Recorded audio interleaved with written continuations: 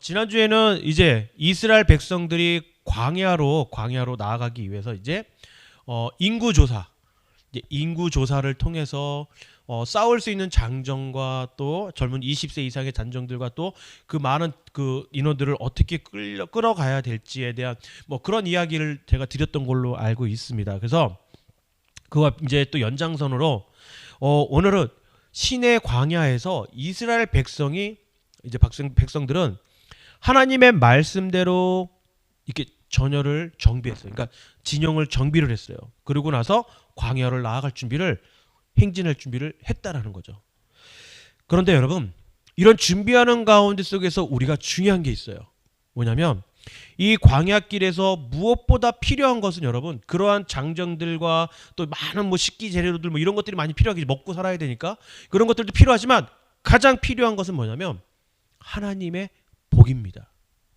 하나님의 복이 필요하다는 거예요. 근데 오늘 본문 민수기 6장 22절에서 27절의 말씀이 바로 이스라엘 백성들에게 주어지는 아주 중요한 축복의 기도가 나온다라는 거죠. 이때 이 축복의 기도의 권한은 누가 갖고 있었냐면 대제사장이신 우리 아론과 그리고 그의 아들들에게만 있었다라는 거예요. 그리고 오늘 본문에 나오는 이 축복의 기도를 보면요, 여러분 24절에서 26절까지 말씀을 보면 그 세 구절에 보게 되면 모두 여호와라는 단어로 시작을 합니다. 왜 여호와라고 시작을 했을까요? 그것은 바로 복의 원천, 이 세상의 모든 축복은 바로 여호와 하나님께서부터 나온다라는 것을 우리에게 암시하고 있다라는 거죠. 그래서 이 기도는 단순히 이스라엘의 백성들을 위한 기도가 아니라 오늘날 이 세상을 살아가고 있는 우리들, 이 세상에 있는 모든 사람들을 향한 하나님의 깊은 사랑과 은혜가 담겨 있다라고 말씀을 드리고 싶습니다. 아론과 그의 자손들이 이스라엘 백성들에게 이 전하는 축복의 기도는 그들이 하나님과의 관계에서 경험할 수 있는 세 가지의 축복이 나와요. 오늘 본문을 통해서. 근데 우리가 이 축복을 받을 만한 삶을 살아가면서 그 의미를 깊이 새겨가고 우리의 삶에 어떻게 적용하는 것이 중요하다는 거예요. 아니, 축복을 주셨어요. 우리에게. 축복을 주셨는데 우리가 그것을 깨닫지 못하고 깊이 생각하지 못하는 축복이라면 그건 축복이 아니겠죠. 그래서 우리는 그것을 깊이 깨닫고 우리 삶에 어떻게 하면 적용하며 살아갈 수 있는 것인지 우리가 깊이 생각해야 한다는 겁니다. 적용하며 살아가야 한다는 거예요. 오늘은 이 축복의 말씀을 여러분 깊이 묵상하고 우리의 삶이 어떻게 적용할 수 있을지 오늘 한번 나눠보고자 합니다. 이 말씀을 통해 하나님의 얼굴을 대면하는 삶이 어떤 것인지, 그 안에서 우리가 경험하는 복과 은혜를 어떻게 받아들이고 살아가야 할지 오늘 본문을 통해서 한번 생각해 보시길 바랍니다. 자, 우선 먼저 첫 번째로요, 여러분. 여호와가 내게 복을 주시고 너를 지키시기를 원한다라고 말씀하고 계세요. 바로 첫 번째 축복, 바로 24절에 나오는 여호와가 내게 복을 주시고 너를 지키기를 원하며라고 축복의 기도가 나옵니다. 즉 하나님이 보호해 주신다라는 거예요. 너를 지키기를 원한다. 그것은 바로 우리에게 복을 주시기 원해서 보호해 주신다라는 거예요. 어떠한 악한 것과 어떠한 어려움 속과 고난과 고통, 질병 모든 것에서 우리를 구원해 주시고 보호해 주신다라는 거죠.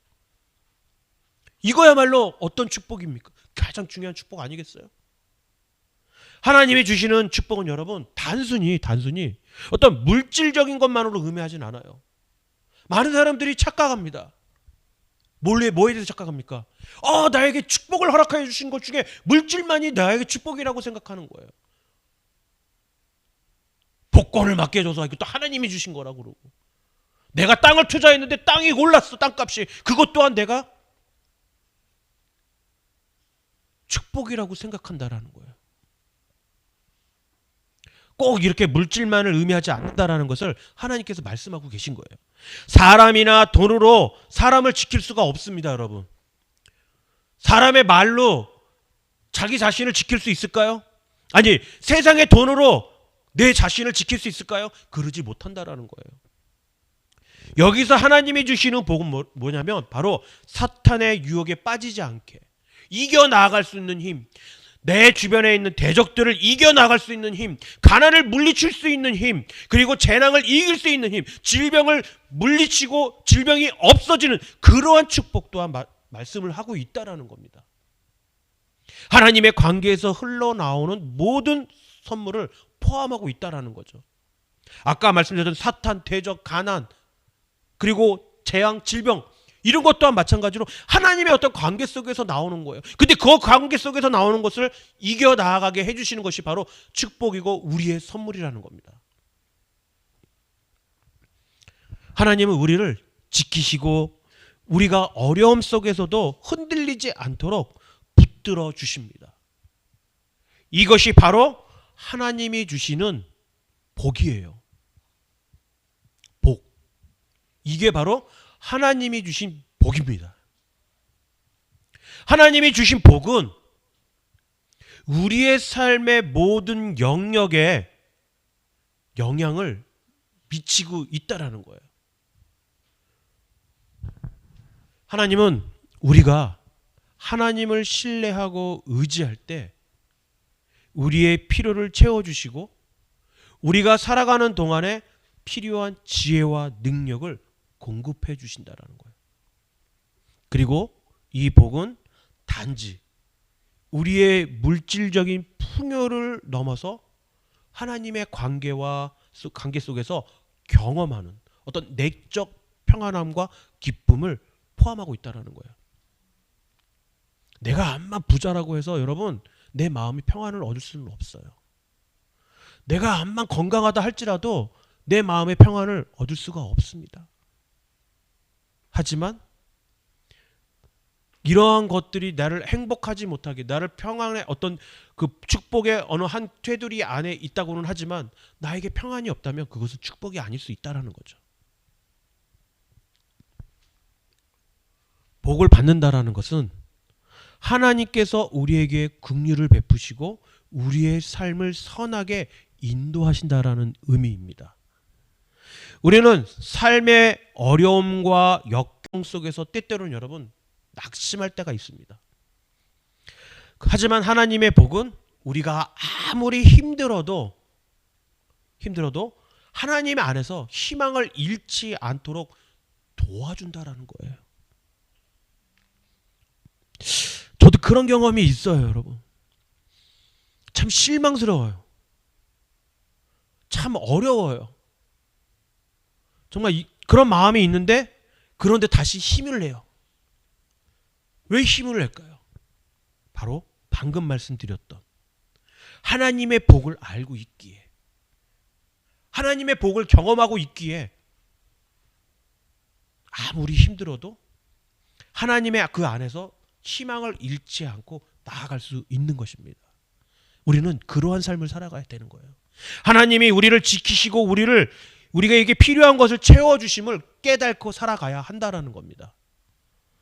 그렇다면 여러분, 하나님께서 우리를 지키신다라는 그 의미는 무엇을 말씀하는 걸까요? 하나님이 우리를 지키신다라는 것은 여러분 단지 어떤 신체적인 안전을 의미하는 것이 아니라 우리의 영적 상태와 마음의 평안을 지키신다라는 의미를 가지고 있습니다. 지키신다. 간혹가다 그러잖아요. 아, 하선, 하원, 하임, 내가 지켜줄게. 아빠가 지켜줄게. 이렇게 얘기하잖아요. 근데 그게 어떤 너희들의 우리 그 자녀들에 대한 어떤 신체적인 그 안전을 위한 것이 아니라 어떤 영적 상태와 자녀들의 그 마음의 평안을 유지하기 위해서, 지키기 위해서 그 의미를 통해서 이야기한다는 거죠. 바로 하나님은 그러한 마음으로 우리를 지켜주시고 계시다라는 거예요.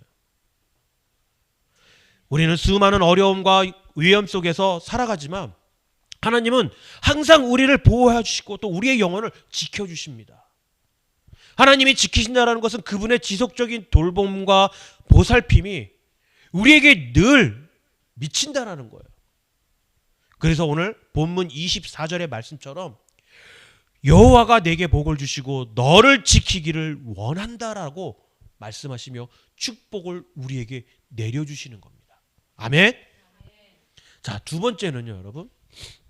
여호와가 그 얼굴을 내게 비추사 은혜 베푸시기를 원한다라고 말씀하고 계세요. 두 번째 축복인 25절의 말씀인 여호와가 그 얼굴을 내게 비추사 은혜 베푸시기를 원하며라고 말씀하고 있어요. 이 말씀은 하나님의 얼굴이 우리에게 비친다라는 것을 의미합니다. 하나님이 우리에게 얼굴을 비친다라는 거, 이건 뭘 말할까요? 하나님께서 우리에게 얼굴을 나타내 주신 거예요. 뭘 의미할까요? 바로 하나님과의 어떤 개인적인 만남과 교제를 의미한다라는 거예요. 하나님은 우리가 그분을 가까이 해서 경험하고 그분의 사랑과 은혜를 온전히 나누기를 원하고 계세요. 성경에서 여러분, 성경에서 하나님을 바라본다라는 표현이 많이 나와요. 근데 이 바라본다라는 표현을 보면은 무엇을 의미하냐면 바로 하나님과 깊은 교제를 의미한다라는 거예요. 성경에 나와 있는 그 하나님을 바라본다라는 것이. 하나님은 우리가 그분의 얼굴을 마주하고요. 그리고 그분의 마음을 이해하고 그분의 뜻을 따르기를 원하고 계세요. 우리는 근데 어떻게 하죠? 하나님은 그것을 원하고 계신데 마주보기를 원하시고 또 하나님의 마음을 우리가 이해해 주길 원하고 또 그분의 뜻을 우리가 이해하길 원하는데 우리는 어떡하죠? 그런 삶을 살지 않는다라는 거예요. 되려 부정한다라는 거죠. 되려 그러한 생각을 안 한다라는 거예요. 기도를 할 때도 내 기도만 하지 하나님께서 나에게 어떤 뜻을 줄지 나에게 어떠한 의미를 줄지 아무것도 모르는 상태에서 일어나면서 바로 출발한다라는 거예요. 광주야 기도했지? 내가 떠나버렸어요. 그러면 하나님께서는 나에게 어떠한 말씀도 해줄 수 없다라는 거죠.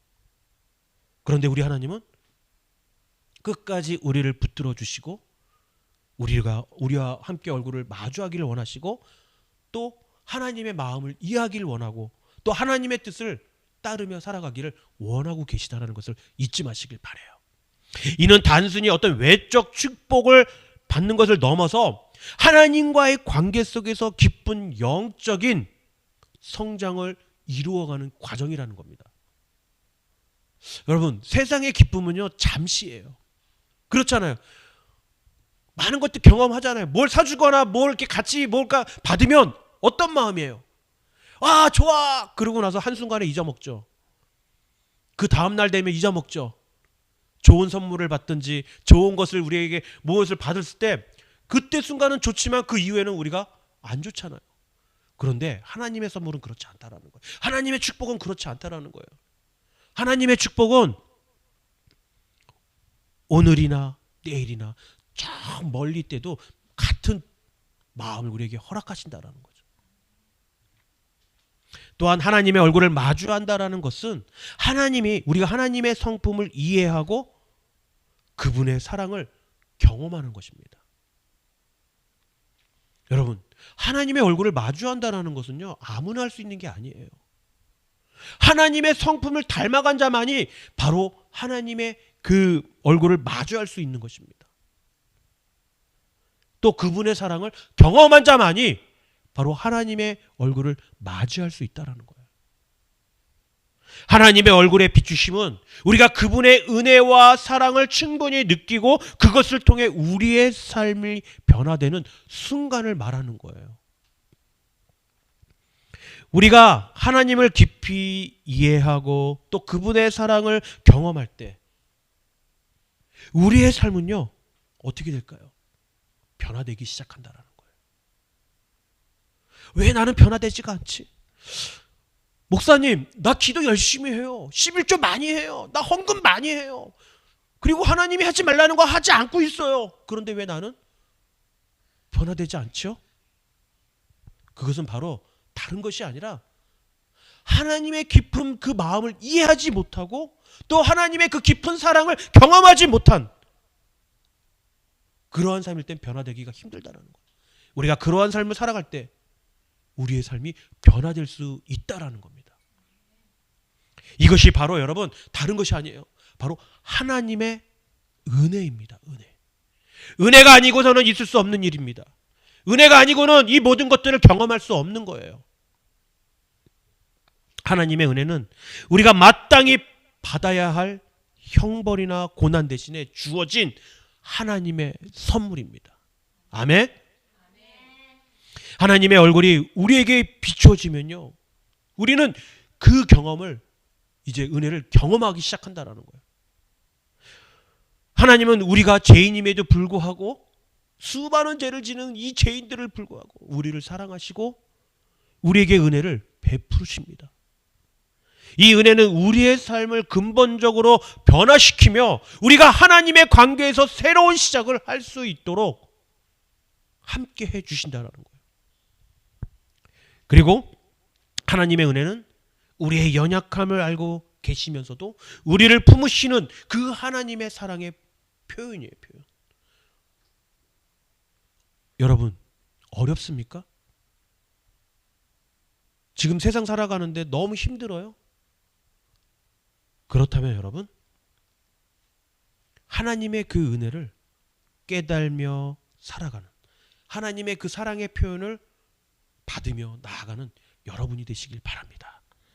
그의 얼굴을 바라볼 때 우리는 그분의 은혜를 더 깊이 깨닫고 그 은혜 속에서 살아갈 수 있음을 꼭 기억하시길 바라요. 자, 마지막 세 번째는요, 여호와가 그 얼굴을 내게 돌이켜 평강 주시기를 원하노라 했습니다. 이렇게 말하고 있어요. 자, 세 번째 축복인 26절의 말씀인데요, 여호와가 그 얼굴을 내게 돌이켜 평강 주시기를 원하노라 라고 말했습니다.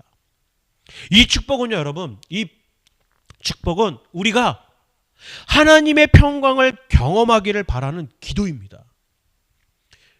평강은요, 여러분, 단지 어떤 외적인 안정을 의미하는 것이 아니라 내면의 깊은 평안을 포함하고 있다라는 거예요. 그런 개념을 가지고 있다라는 거예요. 평강이라는 것이 뭐냐면 어떤 그 안정적인, 어떠한 내 마음의 안정적인 것을 의미합니다. 그래서 하나님께서 우리에게 주시는 평강은요, 우리가 이 세상에서 겪는 어려움 속에서도 흔들리지 않는 안정감을 준다라는 거예요. 내 편이 있다라는 게 여러분 얼마나 큰 줄 아세요? 집에서 혹은 사회에서 또 저 멀리 나아가서 세상에 살아가는데 내 편이 한 명도 없다라고 생각해 보세요. 얼마나 힘들까요? 특히 이 목회자들을 보게 되면 같은 동역자가 없다라는 것이 정말 힘들 거예요.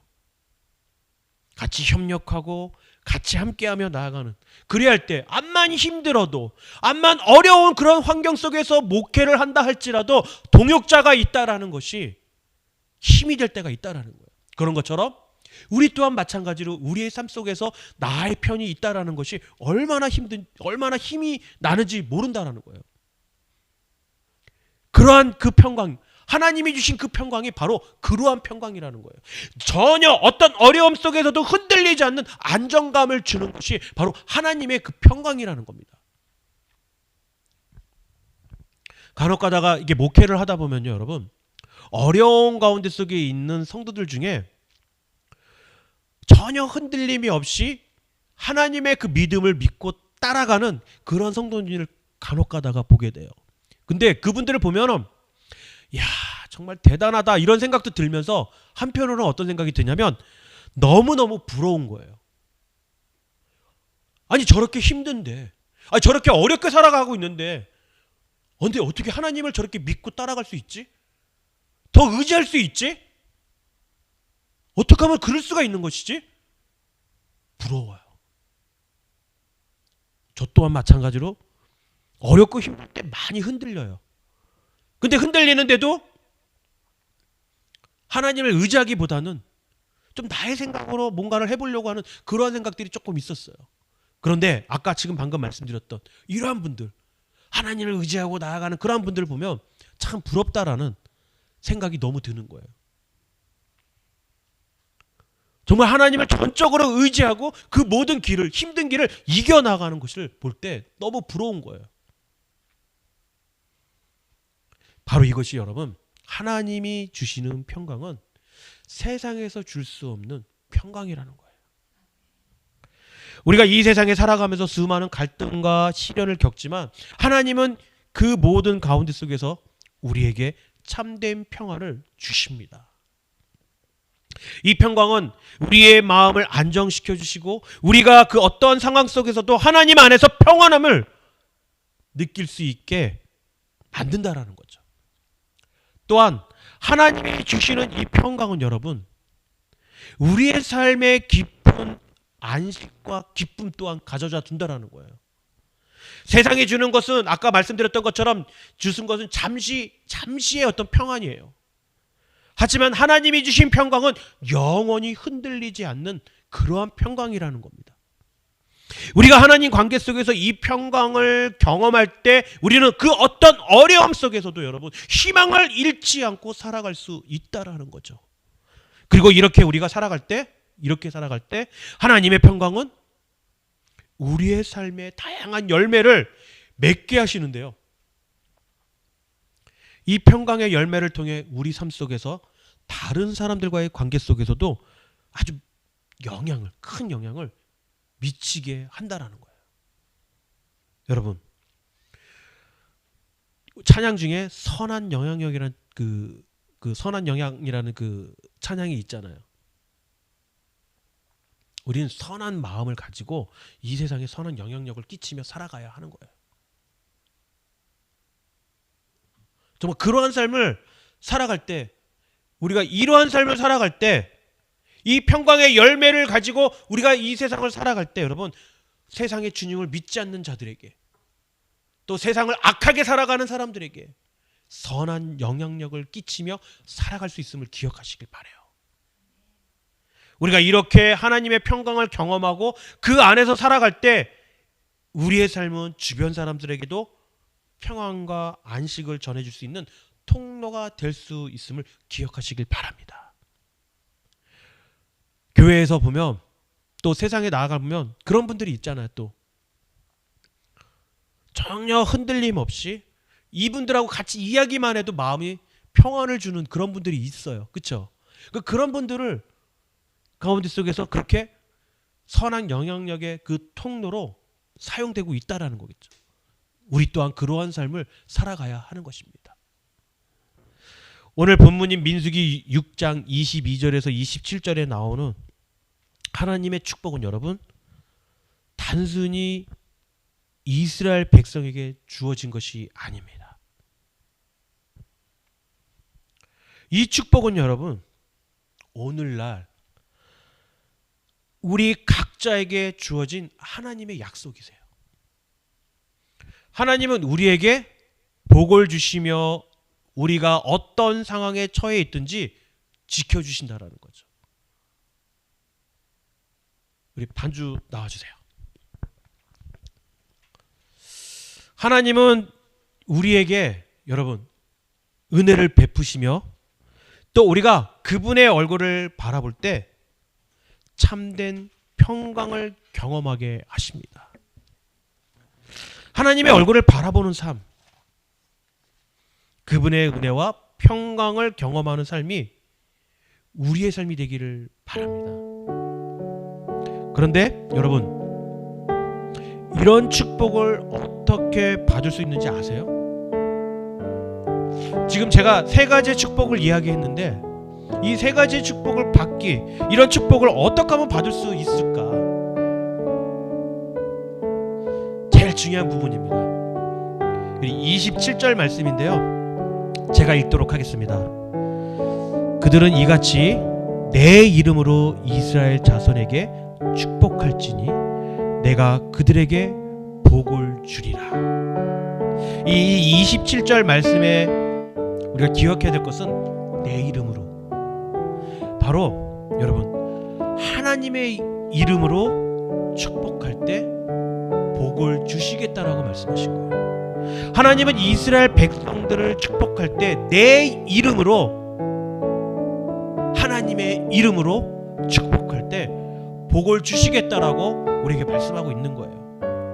그런데 왜 하나님의 이름으로 축복할 때 복을 주신다고 하셨을까요? 여기에는 두 가지의 메시지가 있습니다. 첫 번째, 하나님의 이름으로 망령되게 일컫지 말라는 메시지예요. 하나님의 이름 또는 예수님의 이름으로 기도할 때, 축복할 때 하나님께 상달되는 그 핵심의 통로가 되기 때문에 하나님의 이름과 예수님의 이름이 빠지는 기도의 축복은 아무 효력이 없다라는 거예요. 내가 축복할게 이게 아니라는 거죠. 그리고 두 번째는요, 우리가 꼭 기억해야 할 부분인데요, 축복의 기도나 말은 제사장 즉 목회자의 입에서 선포를 되지만 축복을 주시는 분은 바로 하나님이라는 것을 잊지 마시길 바라요. 이러한 의미에서 앞으로 하나님의 이름으로 많은 분들에게 축복의 말씀을 함께 해주셨으면 좋겠어요. 고대 시대 때 제사장만이 축복의 기도를 해줄 수 있지만 신약 시대에서는 예수님의 이름으로 누구나 축복할 수 있습니다. 그러니까 이제 여러분들은 축복의 말과 기도를 받기만 하는 존재로 머물지 마시고 축복과 기도를 해주는 그러한 존재가 되어서 여러분의 입술에 복된 언어가 나오는 삶을 살기를 진정으로 소망합니다.